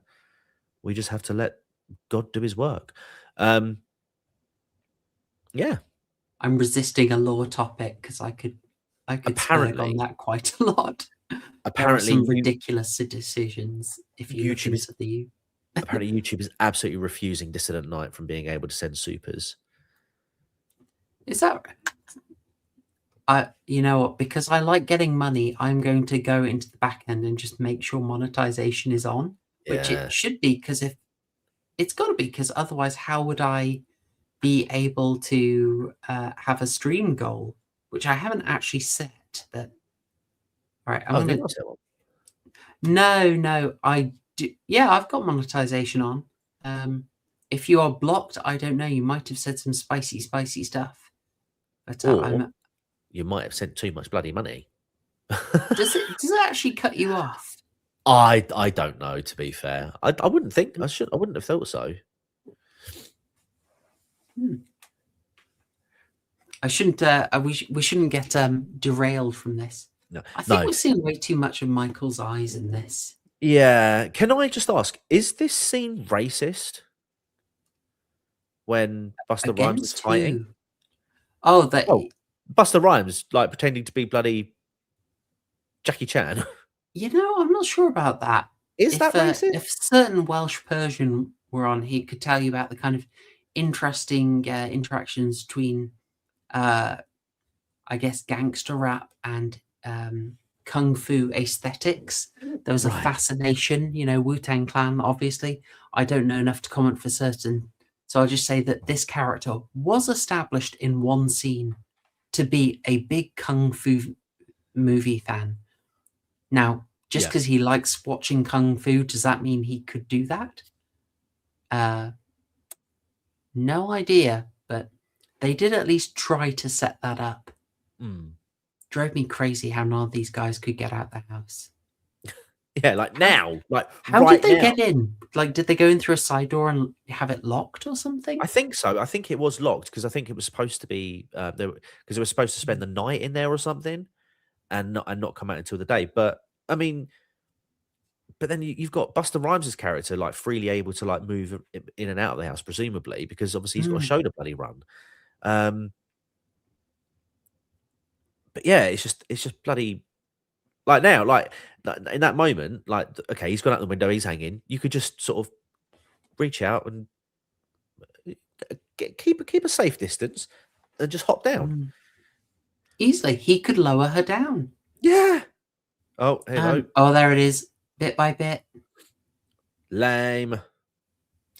You know that shot when they got to the end of the they got to the end of the stairs. That was actually nicely shot. Oh, Lawrence, thank you. Thank you for the super chat. Much appreciated. Distant Night sends his regards. Lawrence just casually mogging there. Surely, as the producer of this, Buster Rhymes, who presumably has a character name, has the key to get in and out of the house. Yeah, exactly. Also, actually, I have another problem with this as well, and it would have been a massive issue back in 2002. Stream delay. True. He's in the house. No, he's now in the bedroom. He's going up the stairs. He's already up the stairs. Like, it, you know, they remembered him. They remembered the guy on the door. Yeah. You've got to have an obligatory find everybody and get freaked out scene. Oh, I mean, classic. They've now. I am told there were extensive reshoots on this to the degree that you can see people's hair wildly change within scenes. I have not noticed that myself. I have noticed that Michael's mask seems to change a heck of a lot. Yeah. Is that just lighting? No. It looks like it's different masks. No, it does look like different masks, to be fair. I mean, some of the scenes, it looks like it's quite neatly tucked within the overalls, and the features of the mask are quite defined. And then other scenes, it just looks like a cheap mask that's sort of hanging out about there. Like there, right there. That looked weird. Do I think Skylar looks like Kelly Brook a little bit? Was Kelly Brook in a horror movie? I imagine so. She's been in a few things. And I think a few things. No. Sorry. Wavelength. We were both on the same wavelength then. I was literally saying the same thing. Terrible. All right. But, no, she's on radio nowadays. She's on Kelly Brook. You got Kelly Brook and you put her on the radio. Okay, so apparently Piranha 3D. Ah, yes. Survival Island. Ooh. And Ripper. Ooh. Now, I've got a horrible feeling I've seen Ripper. Yes, I have. Oh, I'm really sorry to anyone who wanted a commentary on Halloween Resurrection, but just seeing the image for Ripper, the poster for it, reminds me that this is one of those DVDs that was kind of given away when you bought a DVD player.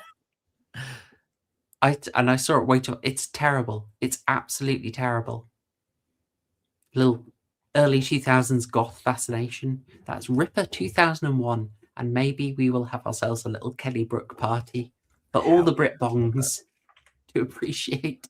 All right, we got to get back to this TCG. So I think it's going to be fairly fair to say that this is one of the areas they must have done a big reshoot on.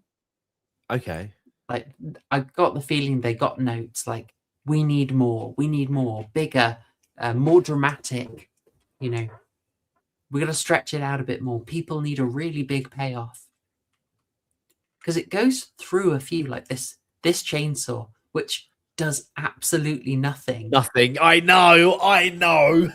The goggles, they do nothing. The chainsaw does nothing, bro. Look. Also, her dialogue is just awful.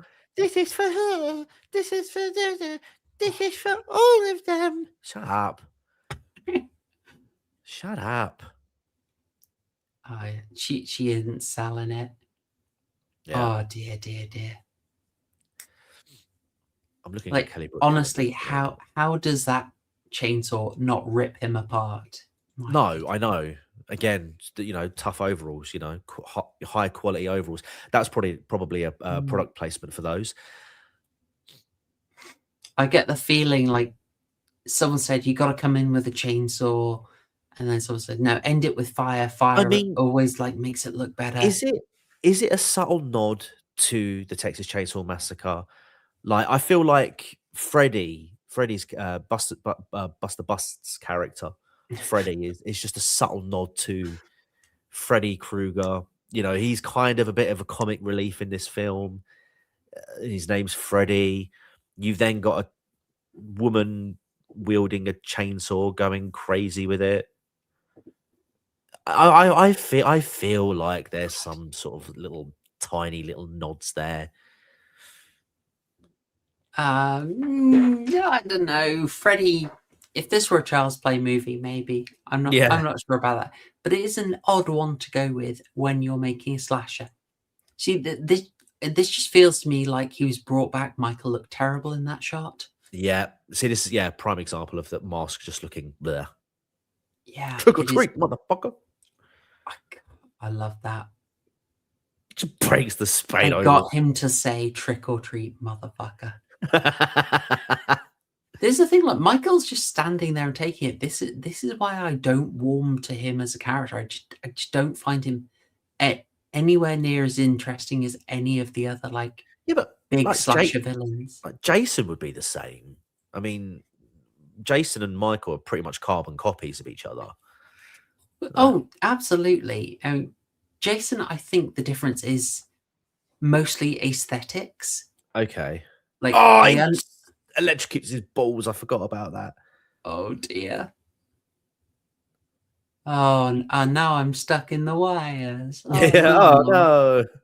Yeah, I'm sorry. This reeks of like production notes saying, "No, reshoot the finale. We need a bigger fight. We need it more dramatic."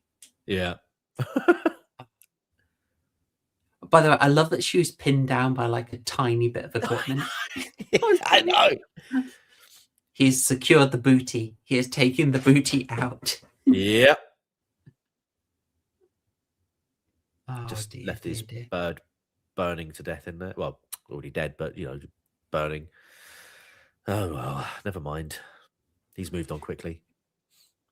I just find myself still stuck on the paradox. We're going to find Michael Myers comes back, and it's like, okay, it's so supernatural. Why do we need an explanation for him surviving being decapitated? Maybe I'm spurging, but I don't see why we need hang on. Oh no. Oh, sorry, Mr. Distant Night, you are out of super chat jail, I see. Thank you ever so much. Oh. DK is a free elf. I like ginger creams, the ultimate biscuit for Imperium enjoyers. Pat yourself on the back, Freddie, but have no more than 3. Exactly. Oh, we really are on the same wavelength here. Oh yeah. No, I wouldn't say. I was Sometimes you need to forcibly restrain the booty. I was going to have a little bit of fun. I'll say this. I was going to go back to a certain Welsh Iranian's channel and basically nab a photo of him as he is now, and get the author photo from Amazon where he's about 25. No. And just I was going to put them in the set and say like, this is Mustafa Akkad and Malik Akkad, the producers of the series, and just see if anyone notices. I don't think he'd appreciate it, unfortunately. Oh, no, you should have done that. Oh, you should have done that. Do you find this weird about? Because I'm not singling this film out because you see it happen in other films where, like, after a proper traumatic experience, the media will just pounce on the victims and be like, "So, tell us, what do you think? What's going on? Tell us your immediate thoughts after nearly being murdered and having your friends' lives taken away from you, and your mother and your father and your sisters and brothers and possibly even your children. They're all dead. They're all dead. But how are you feeling right now?" Go immediately live. Yeah, it's hard to think that that's a thing that would happen in this, but I mean, they must do it. They must do it to some degree. I just feel like it's just a subtle dig at the media in general because that's my line. That's my line of this film. Looking like some chicken fried, motherfucker. I've got a feeling he ad-libbed it. Yeah, I was gonna say, I feel like if some like scrawny white guy wrote that, gave it to Buster and said, "I want you to read that line," be like, Oh, "What? this guy, this skinny dude, Who's this dude?" bringing the guy in, Bradley Cooper, but cheap. Bradley Cohen. Oh, Bradley Am I Cooper. right? Oh I dear. love that. It's Michael Myers. She's like, "Huh?" Do you notice we got the trend again? What do all these movies do? All these 2000s horror movies do? They finish in a hospital. I was gonna say, yeah, they do actually, don't they? Why? Bradley Mini Cooper from Lawrence Henry. Fantastic, Lawrence. That is way better than what I had. Wouldn't it be great if he actually is? Oh, actually, it wouldn't have made much sense for the film. But if he drove a Mini Cooper in the Midnight Meat Train, but then that would defeat the object. Although, mind you, who likes driving around London? I don't. No one anymore. Yeah. Oh, guys in tuk-tuks that are covered with fairy lights. Oh, there you go. I Oh, think my they're God. big fans. Yeah. That is pretty nasty. That's good effects there. They've done that. It looks good. Yeah. Classic 2000s ending. There you go. Yeah, well, there we go indeed. Odd choice to try and give Buster Rhymes a character arc, where he suddenly sees the error of his ways. Yeah. He's going to make a heck of a lot of money off that, so he can afford some morals. Hell yeah. Yoink! That's the sound of the ladder being pulled up from from him. Absolutely. And he doesn't need to split profits with Tyra Banks anymore. No, that's it. Yeah, I mean, that profit share, it's only between the two of them. He's on the up and up. Maybe he'll give Anita Sarkeesian here a few quid, but maybe. Yeah, I've still got that image saved just where she's pinned by a little bit of sound recording. Yeah. Help! I've fallen and I can't get up. I love it. I love it. It's so special. It is so very special. And it is just hilarious how like Buster Rhymes just completely like flings it off. It's not even like it's just come on, up you get. And then he secured the booty. Yep. Oh man. That was Halloween Resurrection. Come on. Come on. This film is not bad. It killed the franchise. No, it did. It killed it so bad that Rob Zombie had to bring it back. Come on, man. Total, not even a redirect or a canon discontinuity, just a total remake. No, I refuse to accept that. I don't care what happened sequentially after this film was released, but I refuse to accept. People just don't appreciate it. Look, it's like people don't appreciate this film, much like they don't appreciate or have this or have the correct outlook, I should say, for A Nightmare on Elm Street 2010. And I proved that point on Twitter the day after when that guy was like, I don't like that film because Freddy wasn't funny in it. It's like, yeah, no, it's a spin-off of it's because it's based on the original. He wasn't funny. Yeah, well, they put too many characters into it. Okay, it's the same number of characters. Okay, granted, one extra character if you include the dude who died in the opening scene, but it's the same amount of people. Didn't like it. Well, watch it again. You'll definitely have a different opinion. You did categorically win. You did. Because he ultimately came down to the real thing, which is just, I don't remember it. It was flat. Yeah, that's it. Fair enough. That's it. I don't think that's what it was. Yeah, don't invent reasons. But again, because I think people are so fixated with the idea as to what Freddy is because of how he's been shaped in the years since. People lose the idea that actually no, Freddy was actually a menacing character. That was another thing as well. Like, I didn't like the fact that he was a nonce Freddy, not appealing, child killer friendly, child killer Freddy, slightly less unappealing. It's like, yeah, but again, he was meant to be that in the original. They just brought it back. Like, come on. I mean, we shouldn't be glorifying Freddy regardless, but Jesus. You'll be pleased to know Michael Myers apparently is not on the Epstein list. Oh, fantastic. Fantastic. But yeah, I I think this film is unduly bashed. It's look, it's not the best.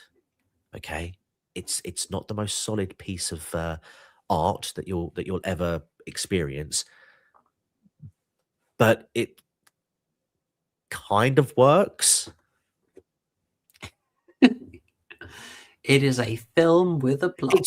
It's what look if it's watchable, which I think it is, then that's all that matters to me. It's watchable. Well, look, I want to give it a really terrible score, so this won't help. But I will say in its favor, as I go back to, as I go back to my favorite screen cap from it. Oh no, this isn't good. We can't see the best bit. Let's That's it. okay. If anyone is in doubt, by the way, we have totally overrun the movie, but this is what happens when you enjoy the conversation. Hell yeah. Yeah, it's yeah, so this won't exactly help my attempt to give this a bad score, but I will say in its favor, I was not bored in this film anywhere near like I was in When a Stranger Snores. I was not angry in this film like I was in Black Christmas 2006. I did think it was stupid and very poorly constructed. And I do not find Michael Myers a compelling villain. And I really think the right thing to do was like end it after the first one. That's all you needed. Especially when the whole thing about him being basically this void is quite interesting, but trying to build stuff on top of it, very difficult. But yeah, it didn't bore me as much and it didn't anger me. It's just really goofy and stupid. And Yeah. I felt that challenge they had was you're trapped in the house with the dude. Like, that's difficult to make a movie of. Yeah, That's I think really difficult. what was that film? Was it Speak No? No, was it Speak No Evil? Yeah, Speak No Wait. Evil, yeah. Or is it See No Evil? No, is it See No Evil? Where yeah, they're trapped in a house with a blind man who. Oh, Don't Breathe. Don't Breathe. That's it. Thank you. Yes. Great little movie. Yeah, and that's about a film about people being trapped in a house. Although I actually don't sympathise with those people at all. Oh no, they're awful. But yeah, I like that Jane Levy. We love her in a movie. But yeah, that one, it kind of makes it work. Kind of like The People Under the Stairs, right? Also, you know, they're trapped in the house for most of the movie. It's a difficult sell, but they had to really twist the plot to make it work. Yeah. Whereas this was just, this would normally be like a 20-minute scene of just Mike going through the house, but you have to realize, like, oh man, they're there forever. Yeah. Basically the whole movie, and it's like, how are you not hearing him offing? How are you not like wondering where each other are? Yeah. Why does Daisy McCracken basically have this totally separate plot? 100%. Yeah, look, okay, look, I'm not gonna. Again, look, I'm not gonna say that this is like the best Halloween film out there. I mean, in my opinion, it's far superior to the Rob Zombie films, and you know, but then like a stale, half-eaten packet of crisps is better than anything that Rob Zombie can put out. I find it more enjoyable than the reboots as well, back in 2018 and onwards. But yeah, no, it's not the best. I think did you say H2O was your favorite one? Yeah. Did you say it was your favorite one? Yeah, massively. I'd probably agree with that. I mean, I think, yeah, I think that peaked, and I think because that was like the tippy top of the mountain. Obviously, what came after was obviously going to take a little bit of a nosedive. in quality. And I think, yeah, this does sort of go down a bit more of a goofy sort of comical route. You know, you have a clear comic sort of driven character in Busta Rhymes's performance, which, by the way, isn't that bad. Let's be honest, it's not that bad. He's very confident on screen. I feel He's like given silly stuff to do, but he's confident. He's fun to watch. I think he does it well. Tyra Banks as well. I thought she was fine. She's only in it for literally blink and you miss it though with her, which is a bit annoying. Again, I wish they would have kept her death in the final cut. But yeah, I think I think it's coherent enough for a layman like me to follow, which is always a winner. And it's not boring. You know, it isn't boring. Pacing can be a bit choppy. Like, it does sort of slow, doesn't it, a little bit, and then sort of pick up towards the end. But like you say, they're effectively dragging out, searching each and every bloody room in the house, and also trying to build like little subplots as well, which don't really go anywhere, but it is what it is. And the plot twist of the house being sort of not in its original state is you could see that a mile off. Like, it should be a surprise to absolutely nobody. Like, immediately when he like opens the condiment drawer and like pulls out some of the things, he's like, oh, it tastes fresh. It's like, come on, you should know at that moment that they would have done some stuff. But I mean, look, I remember when I first saw this, I enjoyed it. I still enjoy it. This is perhaps the solidest 6 that you're ever going to get from me. A solid 6. My goodness. A solid Snake 6, I would say. Solid it's not a masterpiece. It's not a, you know, it's not the creme de la creme, but it is just, I can't. It is a very watchable Halloween movie for me. You can't be mad at it. I can't be mad at it. That's fair enough. That's fair enough. All right, you've got a 6. I cannot go that high. I think the opening with Laurie Strode is my main reason I cannot let it go that high. I do that not that, but hang on, it might. Right, I'm going to defend that. I'm going to defend that decision and say it's Jamie Lee Curtis's fault that it played out like that, because she wasn't interested, like you said. Now, admittedly, they probably could have gone and done something completely different, separate from her. But if there was a contractual obligation for her to appear in that film in some way, shape, or form, she should have been a bit more perceptive to the project, or at least be like, I'm not going to die. Let me just maybe escape, or at least give me a passport and let me hop on a plane. Just something other than killing off your main character. But yeah, I'm going to blame Jamie Lee Curtis for that, and not the Acads and co.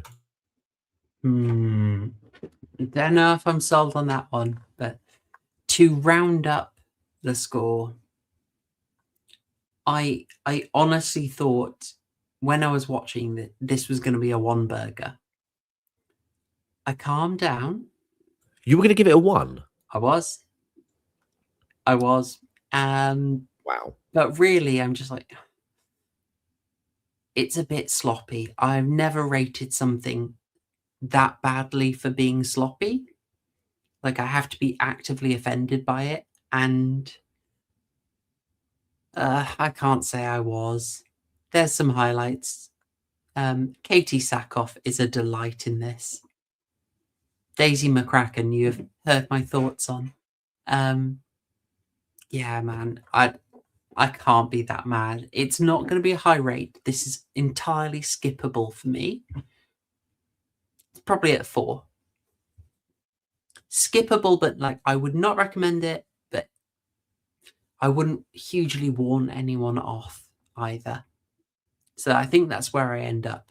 4 burgers covered in cheese, some impressive baps. I like that. little bit of pickle. Not as much ketchup as I like. I think it you can have your, and because it's a bit memeable, because we've had a good laugh thinking about it, Oh yeah. and I've actually been I don't know if anyone wants to be named, but I've been having fun DMs with channel members sending me their favorite screen caps, and it made me think there's a bit of joy in this film. So you take your 4 burgers, Rick Rosenthal, you cheeky, sneaky merchant, and you be happy with them. Are those 4 burgers related to each other? They came from a brother and sister cow. Yes, they had to be screened Yeah. for Tay-Sachs. Is very common in that burger. It's like on community. the paper that it's wrapped in, as you're opening it up, just you get to that last bit, it just says they're brother and sister. Confirmed. I mean, just the chutzpah to make that canon. Now, Yeah. now that we finished this, I didn't want to do this. What if for anyone who is treating this as a commentary? But we did get a couple of super chats I'd just like to go back to, because we sort of breezed past 50 Australian dollars coming from DK. I just want to say a massive thanks, Dissident Knight. I know you were fighting with YouTube to be allowed to support the channel, so I'm very glad you came up the fight. You kept up the fight, and that you have good taste in biscuits. So just want to say, again, appreciate that 50 Australian dollars. Very kind of you. We also had a recommendation from a regular channel member, Paul Allen, saying, with you mentioning Hellraiser sequels, I recommend the Hellraiser comments from Epic Comments, which apparently you can find online for free. Always good to know. A great anthology series. Most stories don't even have Pinhead or the box in it, but follow the same themes. So thank you for the £10. Really appreciate it. And that actually sounds like kind of the way I would like to see a lot of series done, where you aren't as chained to repeating the formula, but you can hit the themes, you can lightly touch on canon. I think that's good. Like, allow franchises to spread out a bit. This is why I really liked Halloween 3. I love the idea of it just sort of branching out a bit and just doing fun, spooky things. So, yeah, thank you for the recommendation and for the £10. Very much appreciated, folks. Can I just look at the third biscuit, though? Terrible. See, I know what lake I'm drawing from with you people. You people. Well, but I should we finished the commentary now, so I'll take off this handy banner. We've got to I love doing these commentaries with you, man. They're so much fun. They are. I love them. We should do more of them, to be fair. When's the next Friday the 13th coming up? Oh, hurry up. Isn't this supposed to be a TV series? Wait, it's next week. Shut up. Next week is a Friday the 13th. Oh. We can't do that before. We can't do it on Valentine's Day. We cannot. No.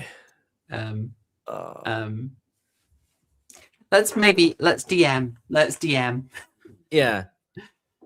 Yeah. We'll sort something out. We'll Sorry, babe. I know it's a special night, but yeah, just gotta chat Voorhees. Yeah. Yeah, go on, love. Get upstairs. I'm staying downstairs. Pop mummy's sweater on and warm yourself up. We're done in 89 minutes. Don't clip this. Should be like, I definitely know what you're not doing then. Oh, shut up, love. Yeah. Oh, that's a good question. Years later, the Bone Temple with Harry when? Well, maybe that's what we'll talk about. I'll see when Harry's around, actually. That's a good point from Stark. Because obviously it's only a 28-day month this month. Friday the 13th is also in March as well. Well, there we go. Cool. March it is. March it is. That's all right. There we go. Well, let's stay on Super Nanny's good side, I'll say. So just to say that was obviously our commentary on Halloween Resurrection. I'll see if I can edit up a version for members which has got the visuals so you can follow it along a bit better. But I hope you still enjoyed it. Even if you are watching this on a replay with your own legal copy playing, dusting off your DVD, just as I did for this. The other thing is your horror homework. Now, channel members voted. It was pretty much unanimous Oh, that what we are going to cover for the rest of the month is the Monstrous South, aka the portrayal and demonization of southern US states. Oh, okay. Interesting Yeah. little theme. We could get our teeth into it. So I'll throw it over to you, TCG. Do you want highbrow or lowbrow? Oh, lowbrow, duh. Oh, sweet. Eaten alive. Eaten alive. Guys feeding people to alligators. Eaten alive. You could have had. 1976 film? I think so. Let me confirm. Oh my god, it's got Robert Englund in it. Oh, yeah. What? Oh, John Gorris knows exactly. John, it's no. Am I just too predictable? What was the highbrow option? Was it that 2000 Maniacs? Oh goodness, no! 2000 Maniacs is Herschel Gordon Lewis, an absolute schlock master. I Right. hope so. Anyway, I might be wrong on that. It's quite notorious exploitation or hicksploitation, as they'd call them. Yeah, that I want in the mix. I mean, we'll probably do 2 parts on this because there are so many of them. The Okay. classy option was Deliverance, Oh, actual Oscar winner. We'll get to it. Don't worry. So yeah, we'll lead in with a bit of fun. We'll go with Eaten Alive. There we go. And we'll sort of branch around and sort of see how often this theme has come up over and over again, and just sort of see what they point at. When we do Wrong Turn, we'll have to do the original and the remake, because the remake has got some weird stuff going on in it. Was that Alicia Dushku or whatever her name was? What's her name? Yeah, she was in the original. The original one. Oh, that's such a good film that is. I love that film. Right, it's been so long. I'm looking forward to rewatching that. Yeah. Paul Allen, 2000 Maniacs is absolutely hateful towards Appalachians or anyone from the South. That's why I think it's quite interesting. It's a little theme, but it's quite fun. I'll show you. It's over and over again. But there we go, folks. There we go. Eaten Alive is your horror homework, and you've had your Halloween Resurrection commentary. And if you want, folks, last week I was down in sunny Swindon. Yeah, I was down in Swindon, recording a huge amount of David Lynch commentary. If you have not seen the Lynch commentary, David Lynch parts 1 and 2 on Lotus Eaters, there's a lot there. You're about to get about 6 hours more David Lynch content from myself, Harry, and Josh.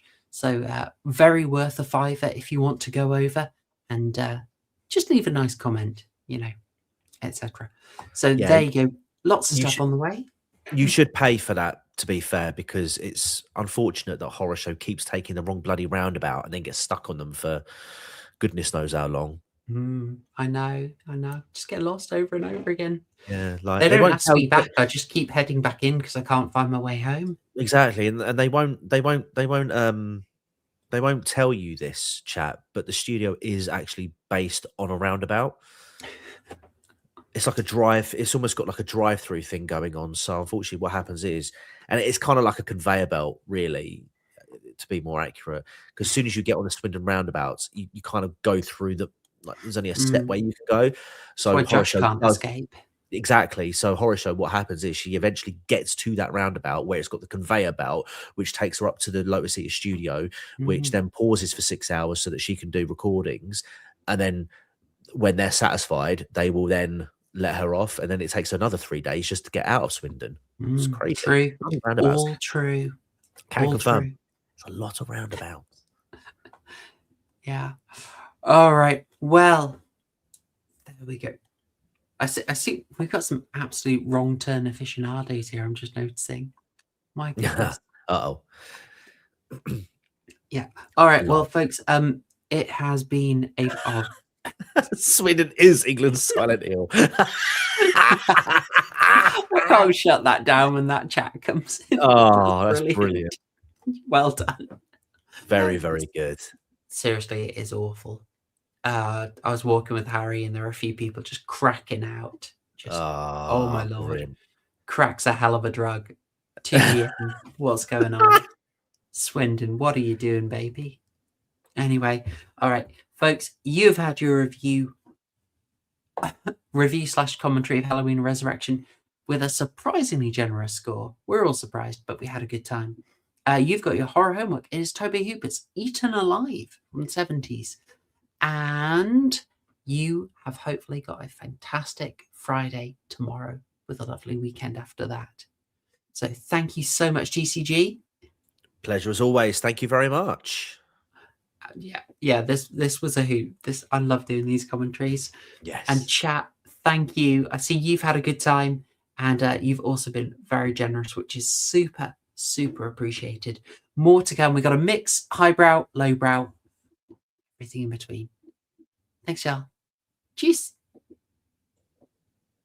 #Showgang. Oh, I thought you were going to go trick or treat, motherfucker.